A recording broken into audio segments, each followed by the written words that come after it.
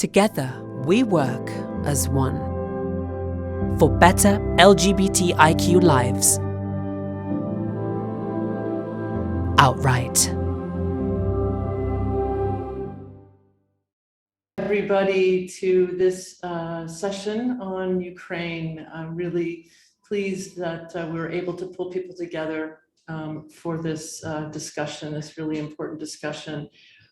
Before we start, I just want to point out that we've got several languages being translated. We have Ukrainian translation that is in the German channel. We have French and we have Spanish. So without further ado, I want to just introduce myself quickly and then have my panelists each introduce themselves. My name is Ami Bishop. I'm the Senior Research Advisor at Outright International. And I'm based in Seattle, Washington, although in New York City right now. I would like to introduce, hand it over to my colleague Lester Feder, who will introduce himself, and then to each panelist. Lester, yeah, hi, I'm Lester Feder. I'm the Senior Fellow for Emergency Research, and I'm currently in Odessa, Ukraine. Great, thank you, Lester. Tanya, how about you? Hello, everyone. My name is Tanya Kasyan. Currently, I'm based in Kyiv. I'm a former journalist. Now I'm a head of communications at NGO Fulcrum UA, and nice to meet you. I hope that we will have today a great discussion. Thank you. Thank you, Tanya. Anna? Hi, everyone. My name.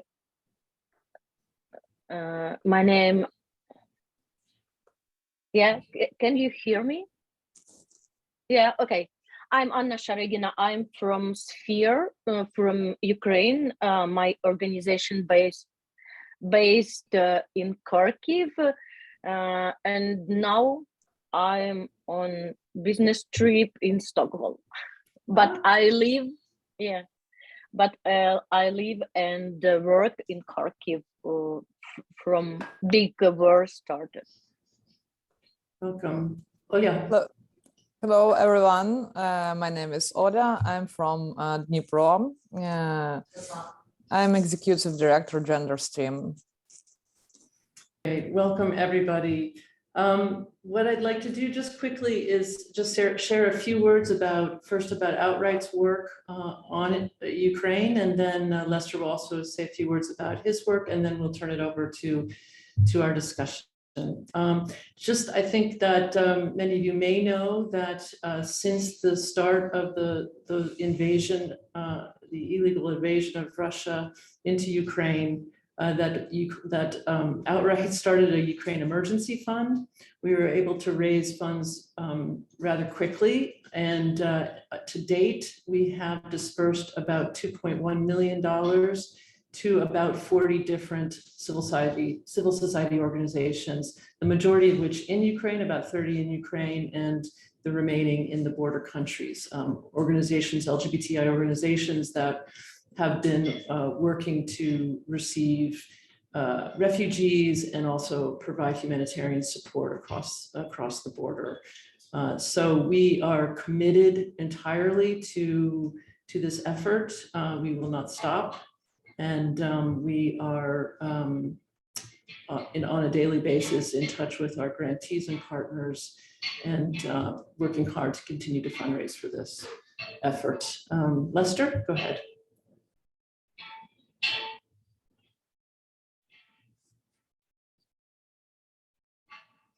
Issue here. All right, I've just switched my channel. Sorry, I'm in Odessa and the internet is very unstable, so I've been having some issues joining.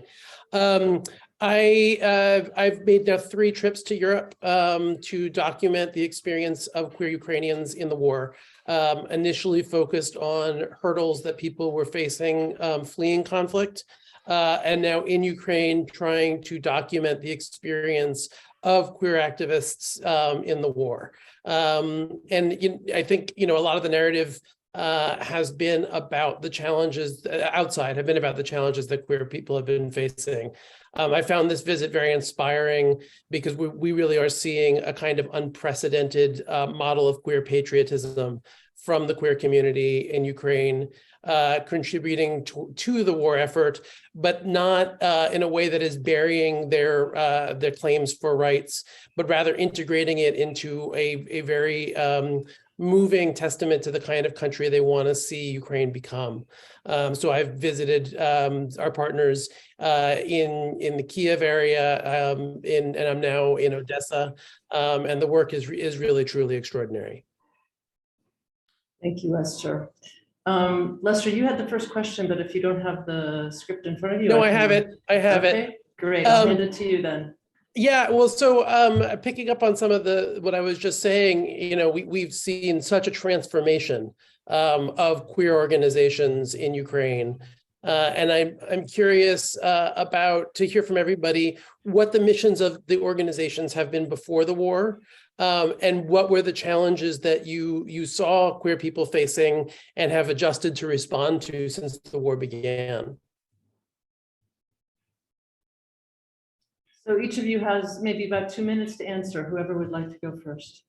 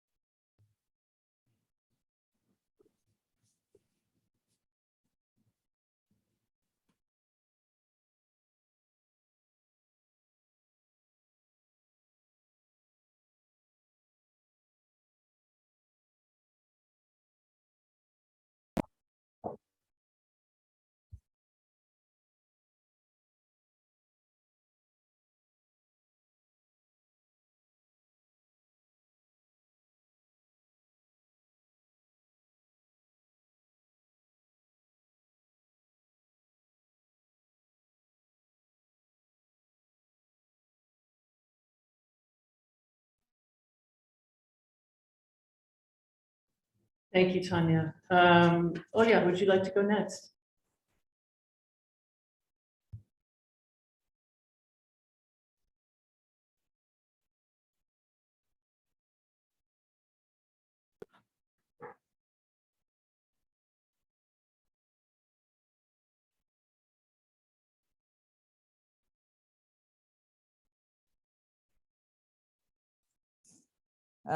Thank you so much. I'm sorry. The work of the gender stream for the last 7 years before the full-scale invasion was focused on expanding gender policy in the security sector. It is a partnership with the police and the other security sector institutions in Dnipro city and Dnipro region, and at the national and international levels. Just before the full-scale invasion, we launched the Dnipro Pride project and received support from the police and Dnipro City Hall to ensure maximum security for the Pride events. In parallel, we also developed a plan to relocation to Zakarpattia or Transcarpathia. Our team has prepared strategies and tools for quick relocation. Those are electronic documents and technical prepared car, advice and contact of relatives whom we can contact in case of emergency, and additional security plans that we cannot talk about openly. but we are happy to share privately with colleagues from Ukraine and the world. Amazing, thank you. Anya.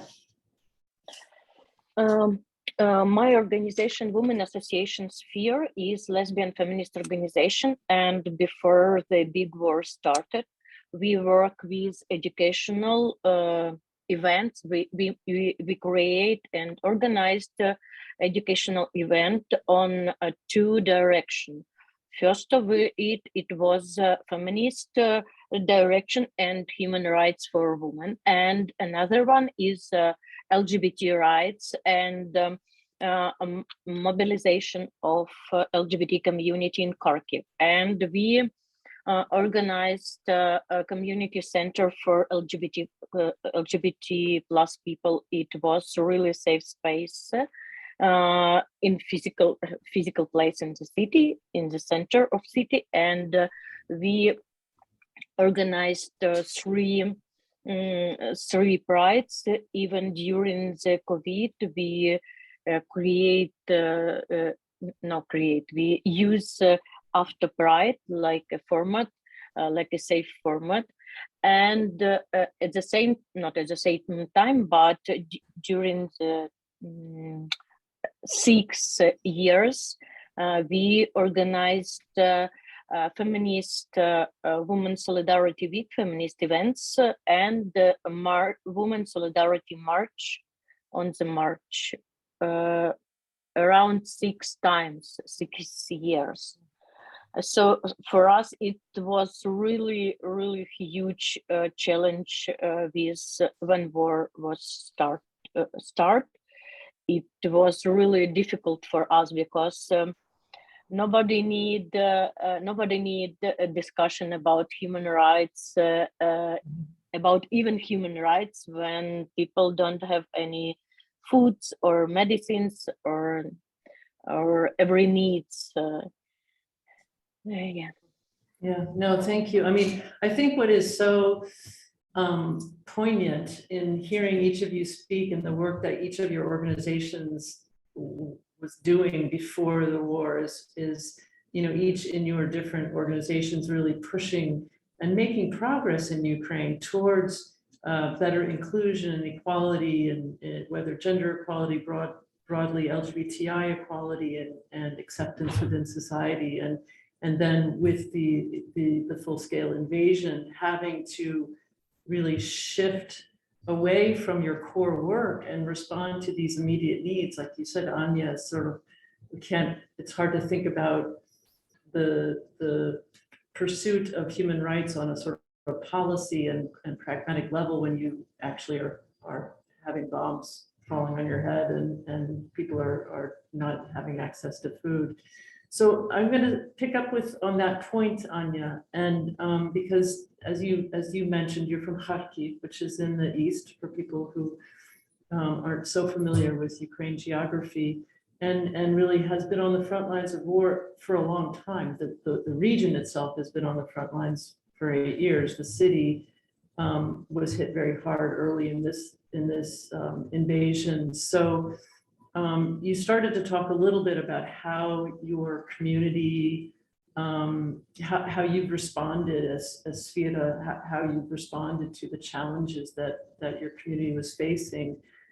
Could you say a little bit about how your priorities have evolved and changed since the war started over the last 8 or so months, and even going further, even though we have no idea when this war really will come to an end, what are you thinking about in the future towards rebuilding?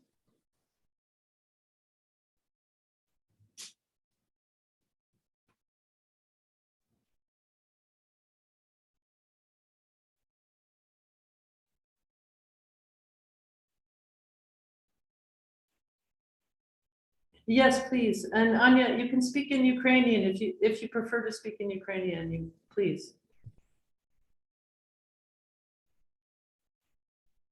So please go ahead, Anya. Yeah, go ahead.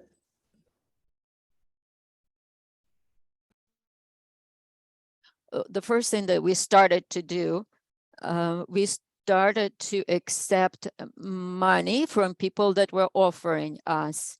This happened to us for the first time. We didn't know what to do with that. And it happened that people abroad, our partners, were the first to react, and they wanted to offer the support. They wanted to offer money and asking us what we need. So we were accepting the money from them, and then we were dispersing the money to people, giving to people that needed the money, and especially from our own community who asked for help. So this was a very quick reaction. Then we started to organize this process, and we started asking our partners about more stable financing on one side. And then on the other side, we were orienting ourselves to the needs of our community. And the members of the community were addressing us, asking for help. However, not all LGBT organizations renewed their work since the war started. Unfortunately, not all LGBT organizations restarted their work. A few people from this area left for abroad. Some some moved to the west of Ukraine, and some were left where we are, like I am in Kharkiv right now. And then we were planning to organize Kharkiv Pride in September, and we had a lot of work to do before September came.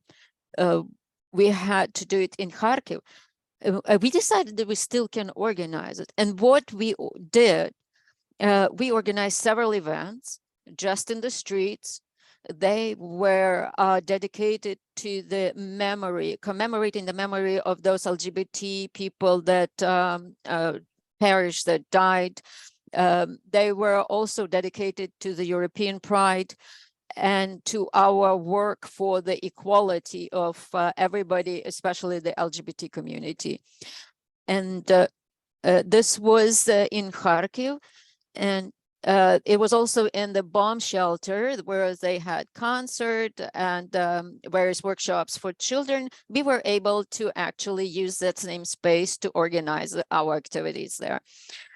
So obviously not very friendly. The government reacted to what we did, and there were a lot of barriers, but we still did it.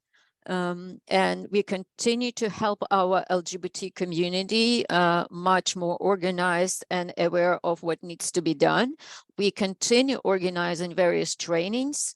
We are trying to act very professionally. We are continuing to receive help from our partners as well. Thank you. Thank you. Tanya, I want to ask you to talk about how Folcom's work has evolved, and particularly why the question of partnership rights has become such a priority in your advocacy.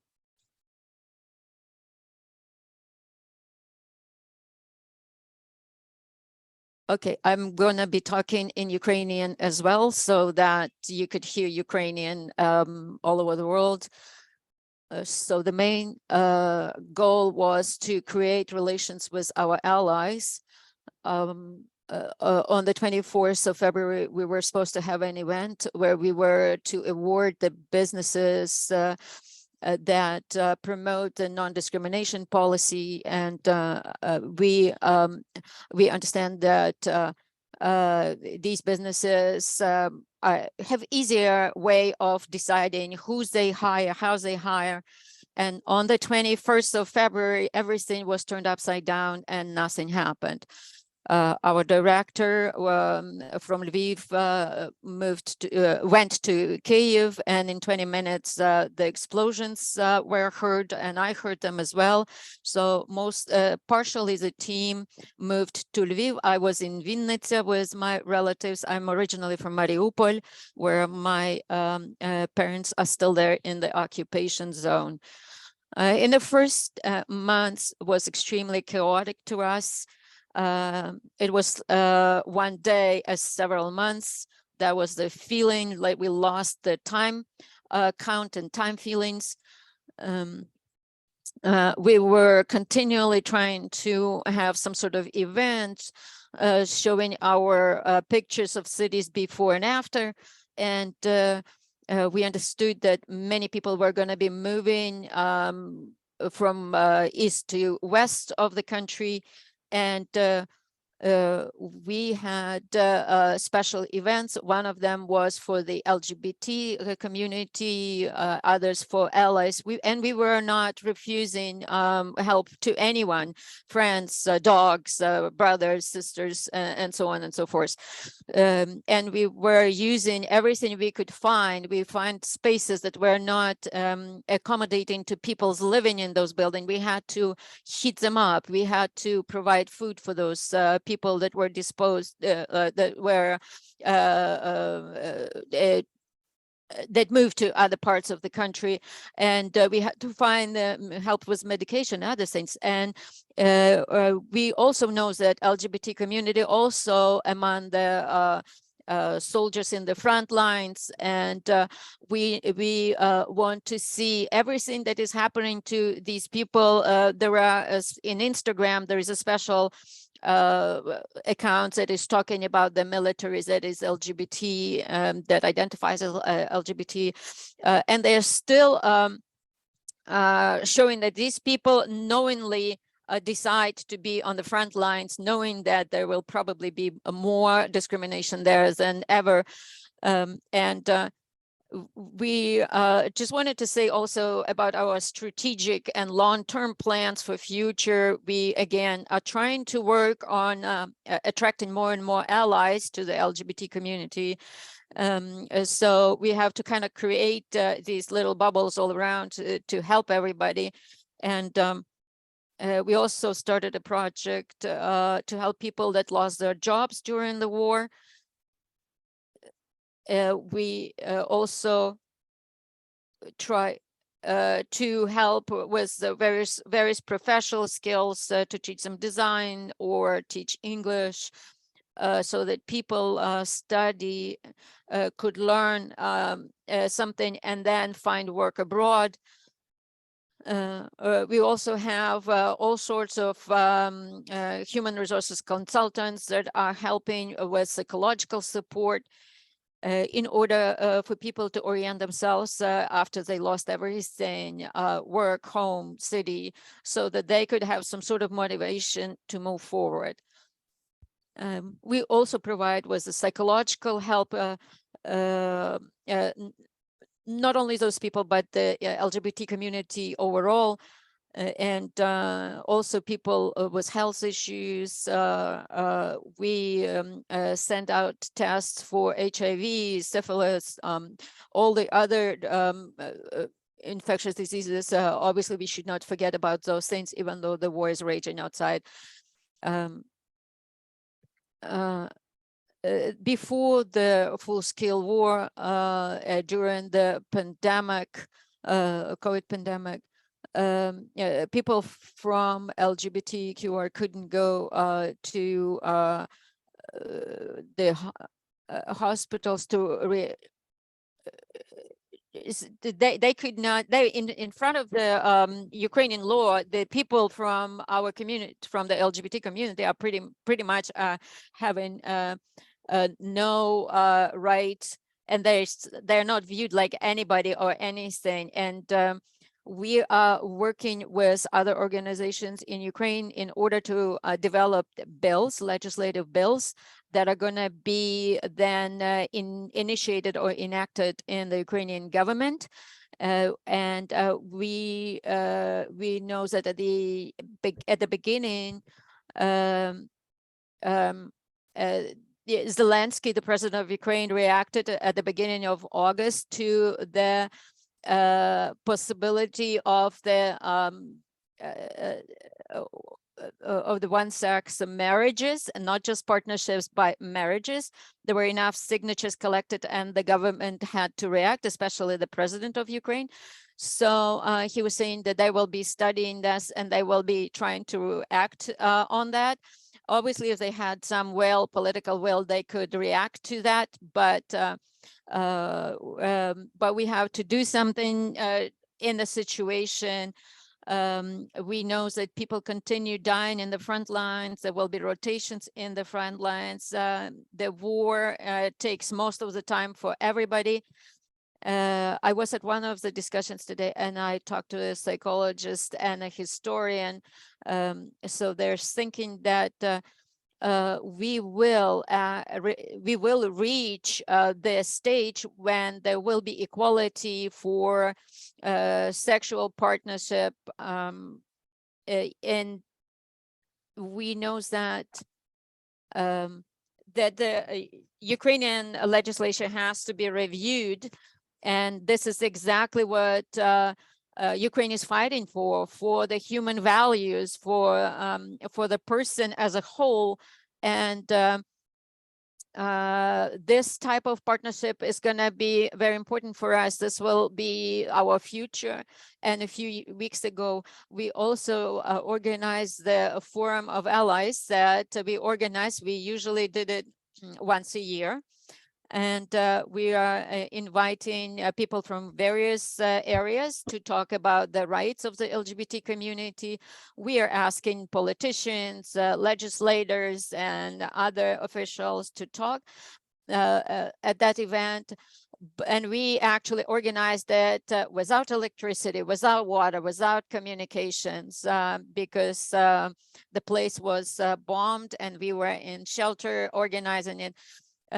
And we do have to talk about it, even though some people are saying that this is not at this time, this is not the appropriate time to discuss those things. But what are we fighting for if not for those things? Thank you, Tanya. I just want to jump in because this past week in New York, we've been meeting with some various UN country missions and programs.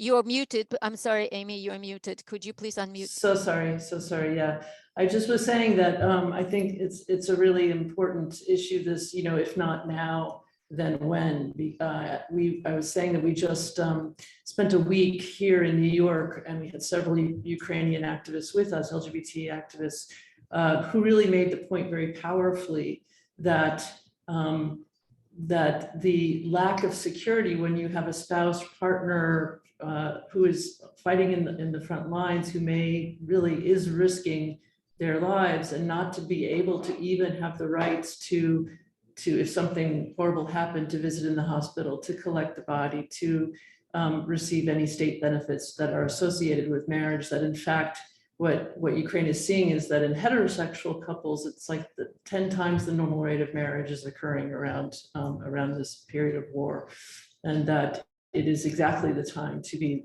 ensuring that all citizens who are sacrificing their lives and putting their lives forward for this cause have the same rights. Over to you, Lester. Yeah, I wanted to ask you, I visited you in Transcarpathia in the relatively early weeks of the war. And I'm curious, at that time, you were focused very heavily on the issues facing transgender people.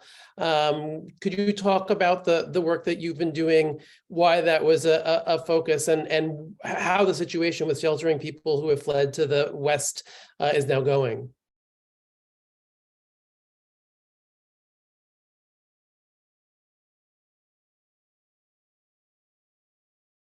Do we have Olya?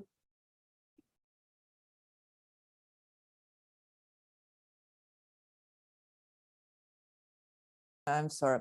Так, перше хотіла почати з того, So first of all, I would like to start from saying з того, що чому займалися питаннями трансгендерних людей, we тому were що mostly це concerned about the transgender people, because this is the category of people which is the smallest in the LGBT community, and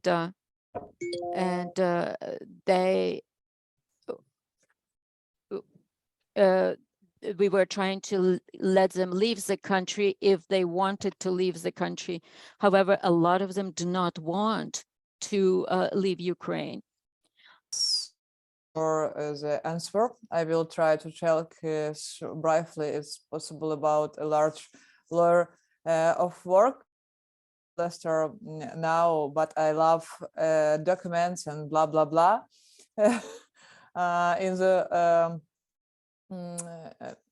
In the first days of Russia full-scale Ukraine, LGBTQI plus Ukrainians faced the same difficult Ukrainians.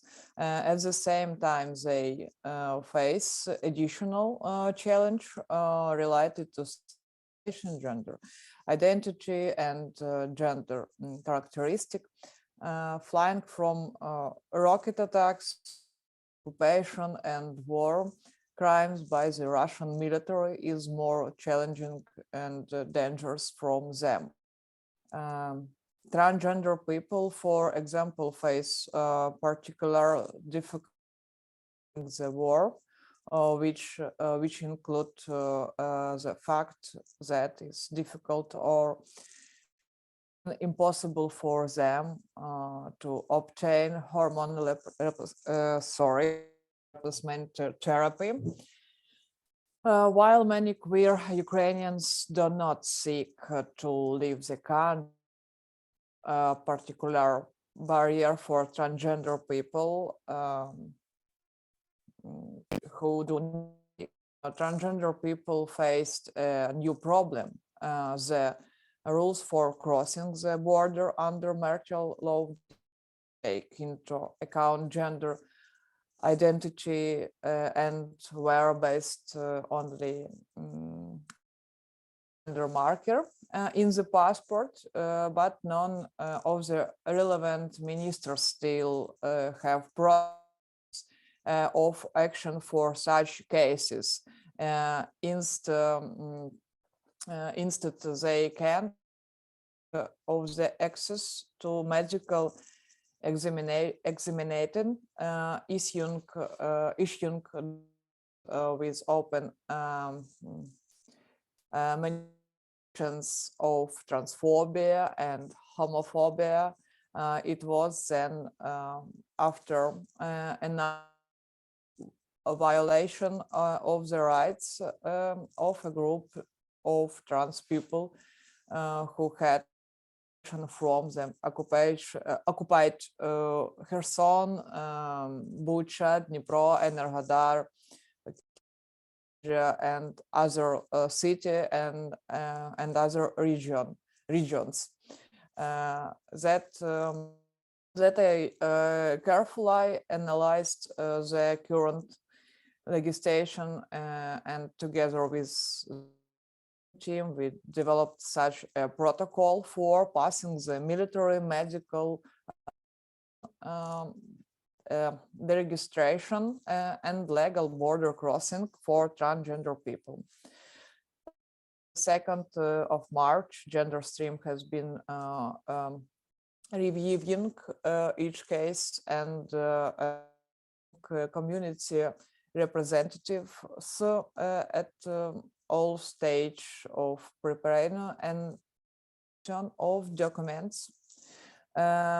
During this 10 months, we had to evacuate more than 320 LGBTQI plus people, their families and pets, and continue to now.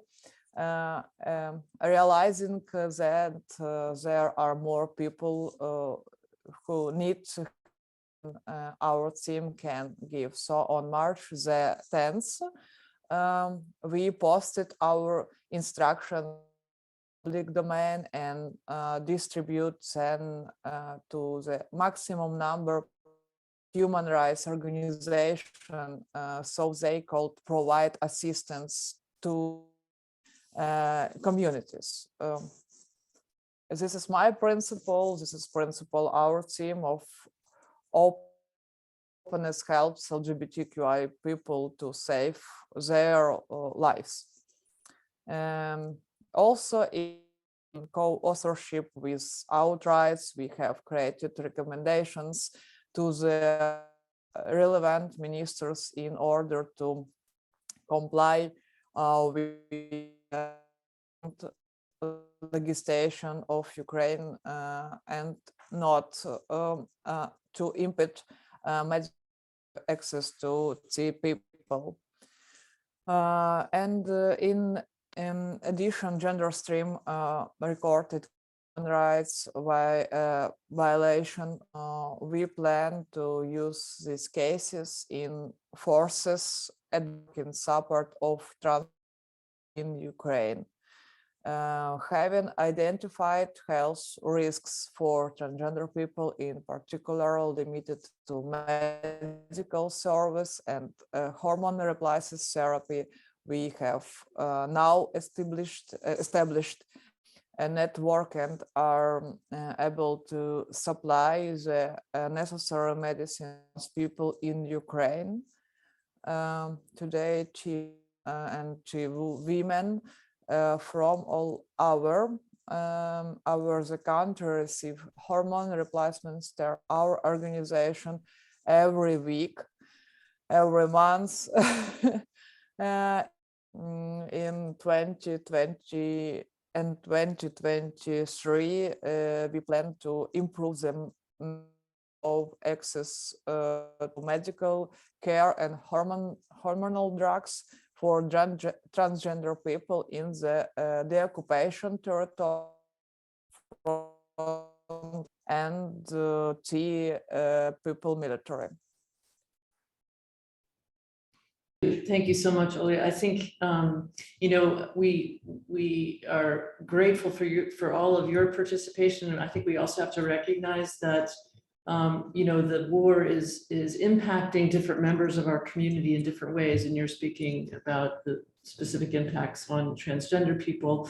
I think it's also important to acknowledge we don't have a gay man on our panel, but they also have unique impacts due to the war, particularly because due to the military requirement of men not being able to leave the country between 18 and 60 years old, that most gay men are unable to leave. So I just want to acknowledge that the community is affected in many different ways, depending on who you are.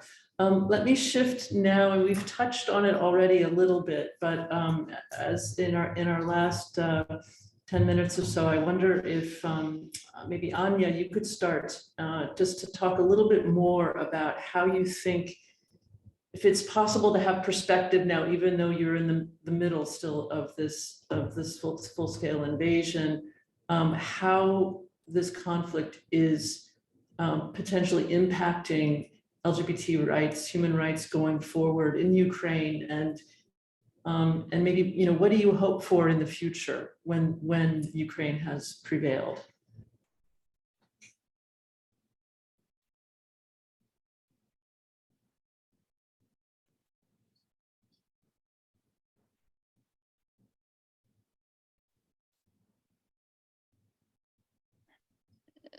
That men, military men, receive certain, so to say,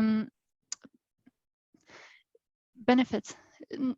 This implies a certain turn back in terms of human rights, depending on their gender identity. We understand that this will impact the LGBT community, women, handicapped people, since this hierarchy, strict, rigid hierarchy that we tried to move, and we actually achieved some progress, and now it's got fixated, and at the top of this hierarchy there is a man with weapons, because he, as it's proved, and it's that this man risks his life for the rest of others, and others make, even if they contribute to victory, their contribution is not so important. Our contribution is not that important. This is the main, and namely, from powers, from authority, from visibility, all the other people were removed from correspondingly besides men, except men. So societal thought is also constructed, originating from that hierarchy. And now really I speak more about these abstract things.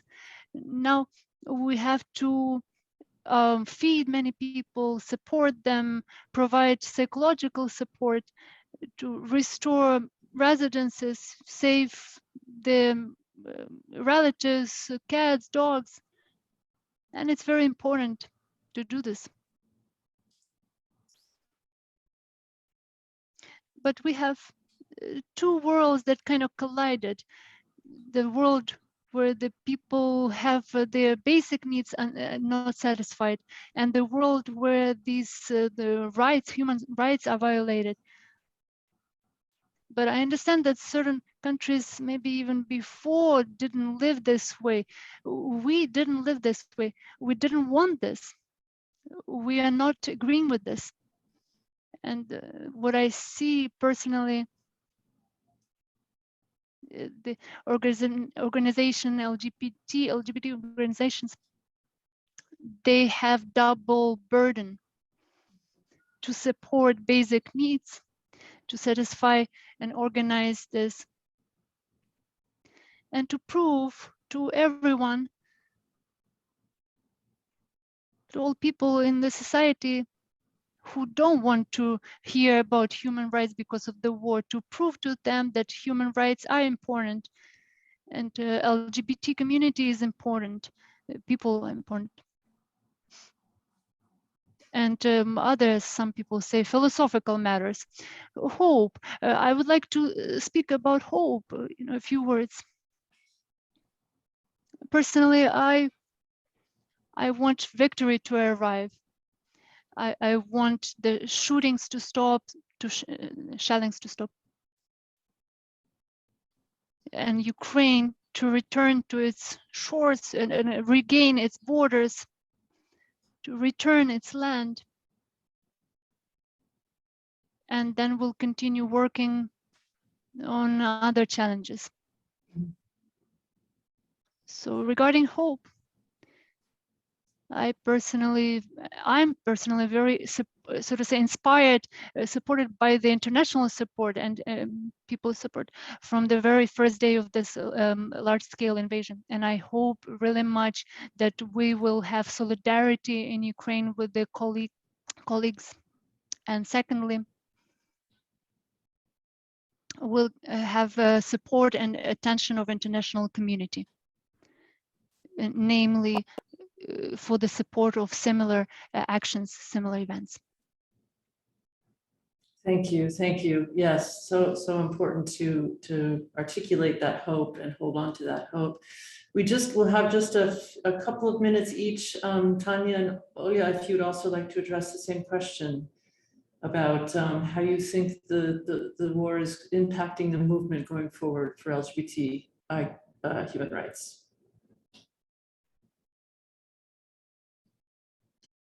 The war in general is against the rights, human rights. It takes away the main right of a human, right to life. And it's important. It doesn't matter which sexual orientation you are, where you're from, which language you speak, and which age you are.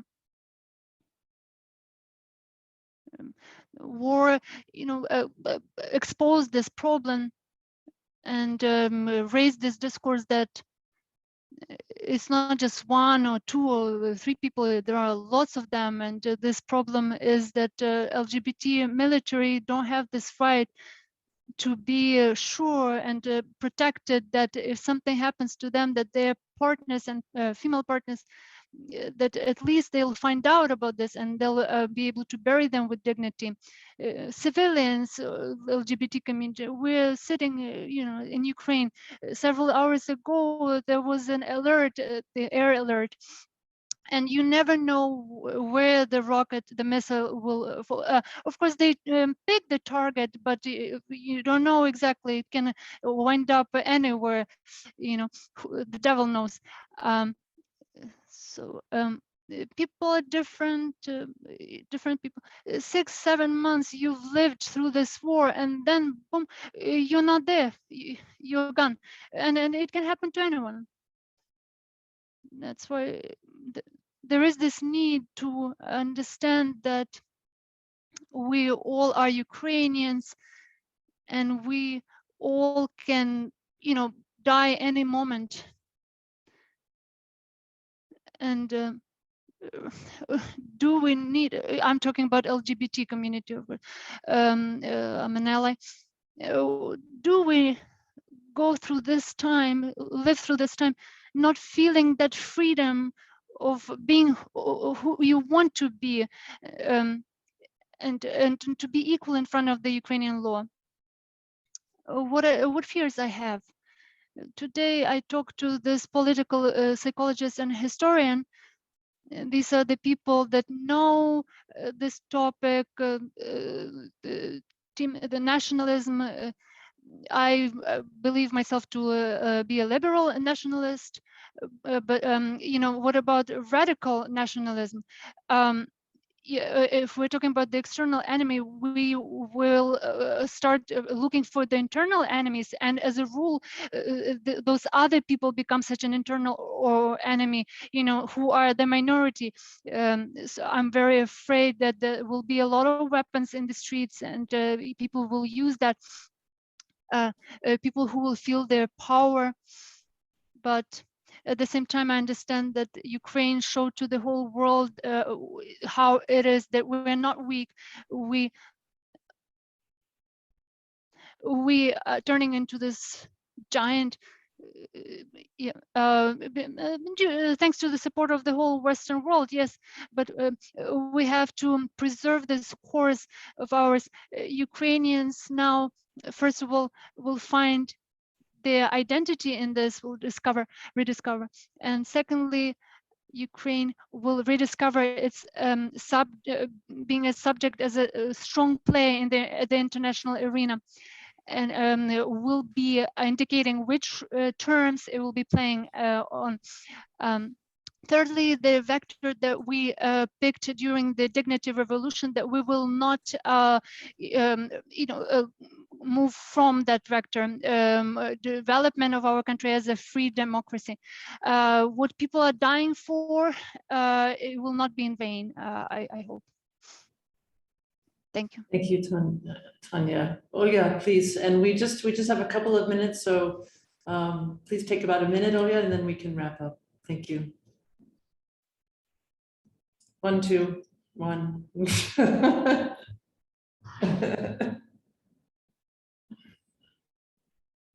Yeah, I'll say something else. I'll say, thanks to the support of donor international organizations, we were able to preserve the part of the civilian community of LGBT in Ukraine. Some of them were trapped, were captives.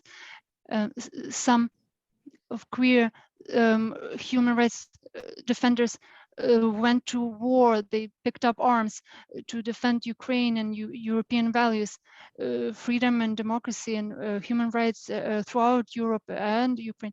The LGBT movement became weaker a little bit. We didn't always know how to react properly. We didn't always know what we were doing, but I'm not an expert, that's for sure.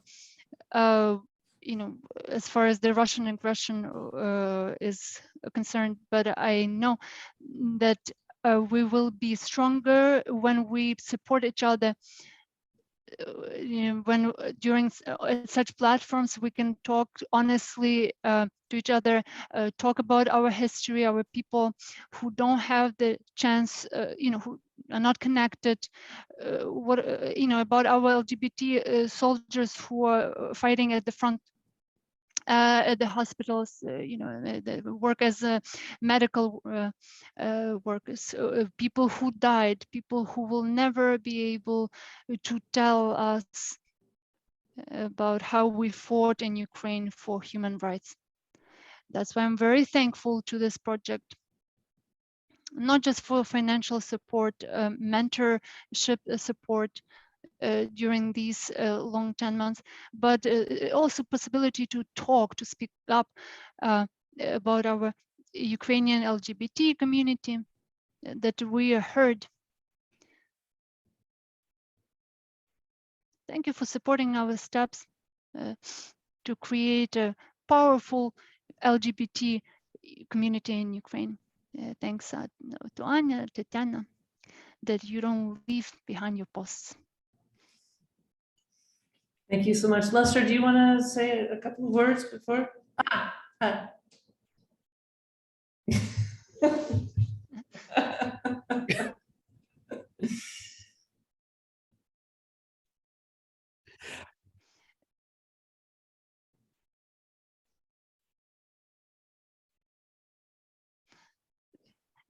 Lester is doing very important work. He has strength.